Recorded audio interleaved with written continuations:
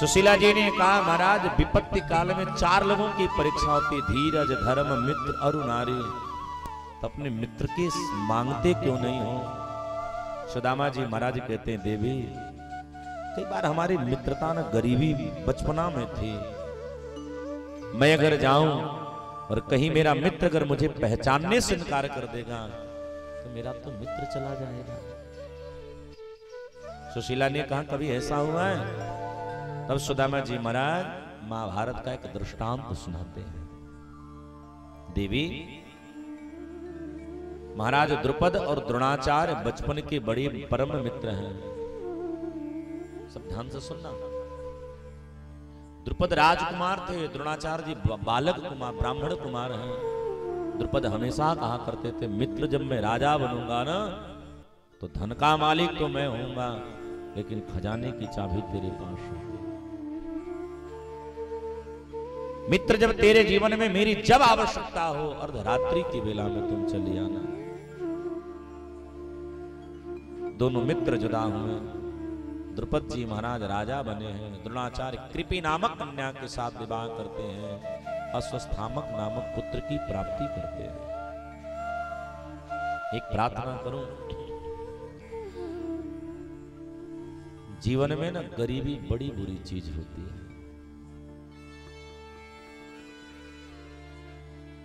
गरीबी इतना अभिश्राप जीवन में कछु नहीं होता है।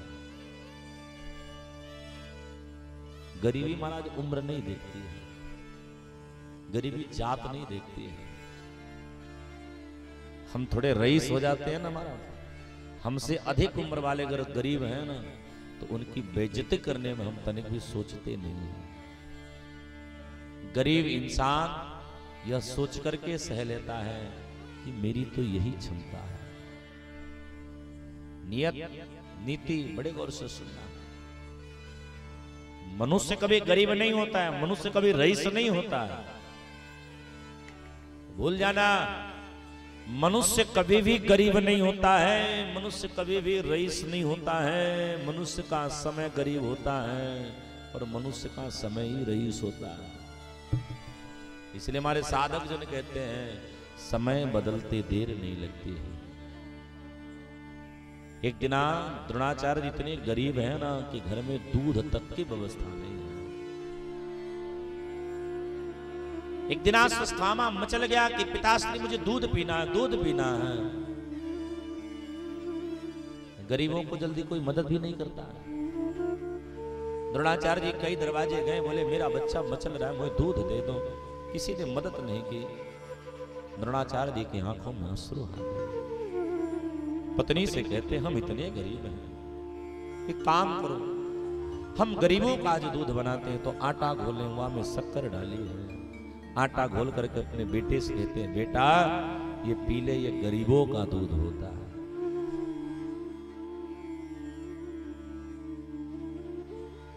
बालक जब दुग्ध पान कर लिया ना तब कृपी ने कहा महाराज आपके तो बचपन के मित्र द्रुपद जी हैं, आप द्रुपद से कुछ मांगते क्यों नहीं हो? द्रोणाचार्य जी ने कहा देवी तुमने सही समय पे याद दिलाई। मुझे याद है वो कहा करता था कि तेरे जीवन में जब कोई मेरे लिए आवश्यकता हो तो जरूर मुझे बुलाना, जरूर मुझे याद करना। आज मैं अपने मित्र को याद करने जा रहा हूं। द्रोणाचार्य जी महाराज पहली बार द्रुपद के जब राजभवन में पधारे हैं बंधुओं तो कहते हैं मित्र क्या मैं तुझे याद रहा? हम बचपन में एक साथ पढ़ते थे। मित्र तुम कहा करते थे कि जब तेरे जीवन में मेरी आवश्यकता हो तो मुझे याद कर लेना। मित्र आज तेरी आवश्यकता आने पड़ी है। सुनते ही द्रुपद बिगड़ गया। अपने सैनिकों से कहता सैनिक इस ब्राह्मण को नगर से बाहर करो। मेरी इसकी क्षमता कहां है? इसकी स्थिति देखो, मेरी परिस्थिति देखो, हमारी कहीं तुलना ही नहीं है, तब मित्र कैसे बन सकते हैं? जब यह बात द्रोणाचार्य जी सुने हैं तो द्रोणाचार्य जी की आंखों में अश्रु आ गए। द्रोणाचार्य जी ने प्रण कर लिया कि मैं द्रुपद को हरा करके रहूंगा। सुदामा जी महाराज कहते वहां तो द्रोणाचार्य द्रुपद को हराते हैं, अगर कहीं मेरा मित्र मुझे पहचानने से इनकार कर दे तो मेरा तो जीवन चला जाएगा। सुदामा जी की पत्नी ने कहा एक बार तो जाइए, मुझे विश्वास है वो आपको कभी नहीं भूलेंगे, क्योंकि मैंने जो सुना है। विप्रन के भगत वे जगत के विदित बंधु, लेत सब ही की सुध ऐसे महादानी है। पढ़े एक चटसार कहीं तुम कईयों बार, लोचन अपार वे तुम्हें क्या न पहचानी है। एक दीन बंधो कृपा सिंधु फिर गुरु बंधो, तुम सो को दीन जाहि निज जीवन जानी है। नाम लेत चौगुनी गएत द्वार सौगुनी, वो देखत सहस्त्र गुनी प्रीत प्रभु मानी है। सुशीला ने कहा आपको जरूर पहचानेंगे, मेरा कहा मानो, आप एक बार जाओ। सुदामा जी ने कहा देवी मांगन गए जो मर गए, मरे जो मांगन जाए। सुशीला ने तुरंत कहा उनते पहले वे मरे, जही मुख निक सतना। आप जाइए। सुदामा जी समझ गए कि पत्नी की इच्छा है, अब तो जाना ही पड़ेगा। सुदामा जी बहाना कर रहे हैं कि देवी मित्र के घर, बहन के घर, बेटी के घर, गुरु के घर, भगवान के घर कभी खाली हाथ नहीं जाना चाहिए। देवी घर में तो कछु है नहीं, तो हम जाएंगे कैसे? सिर्फ जाने का प्रोग्राम कैंसिल करो। सुशीला ने कहा आप तैयारी करो, मैं व्यवस्था करती हूँ। सुशीला जी महाराज ने पहली बार निकली है भिक्षाटन है, तो सुखदेव जी महाराज कहते हैं कि बेटा परीक्षित याचित्वा चतुर्न मुष्ठिन विप्रान पृथक तंदुला, चैल खंडेन तान वध्वा वृत्रे पादादुपाययन्। परिजन बड़े ज्ञान से सुनना, सुशीला जी गई है भिक्षा मांगने, 4 दरवाजे गई हैं और 4 दरवाजे जाकर के एक एक मुट्ठा चावल मांगती है। चाहती तो एक एक दरवाजे से 4 मुट्ठा चावल ले लेती, लेकिन सुशीला जी को पता है कि मेरा पति कितना संतोषी है, भगवान से कुछ कभी कह नहीं सकता है। सो सुशीला जी अपनी गरीबी को बतलाना चाहती हैं इस चावल के द्वारा कि देखो मेरे घर में इतनी बड़ी स्थिति है कि मेरे घर में इतनी चावल नहीं है कि मैं अकेले भेज सकूं, इसलिए मैं 4 द्वार से मांग करके लाई। सुदामा जी महाराज कहते इसको ले कैसे जाऊं? सुशीला जी ने अपने साड़ी के पल्लू को फाड़ दिया,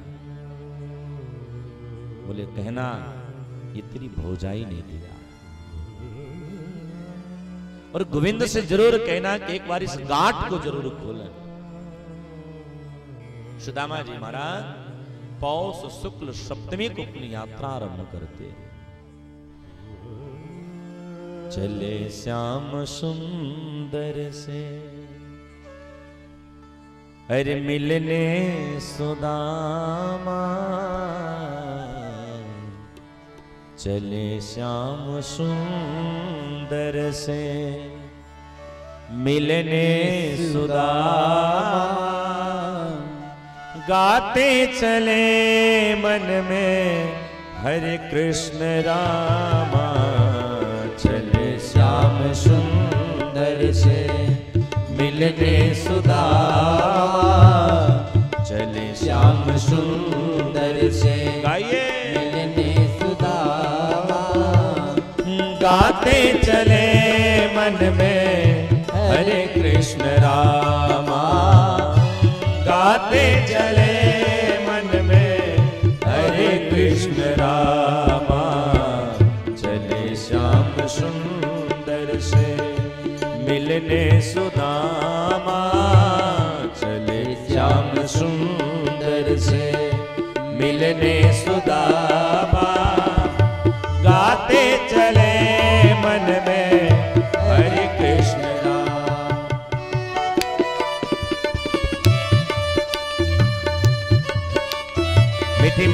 ब्रजवालियों की सेवा करते हैं। हरि बोल।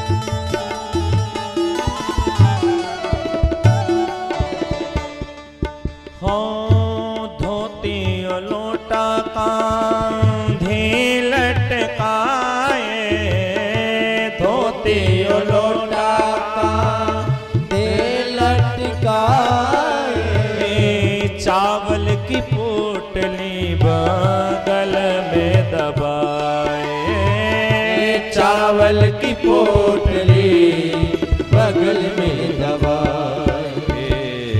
जाकर के पहुँचे, जाकर के पहुँचे द्वारिका के धामा, जाकर के पहुँचे सब गाइए द्वारिका के धामा। गाते चले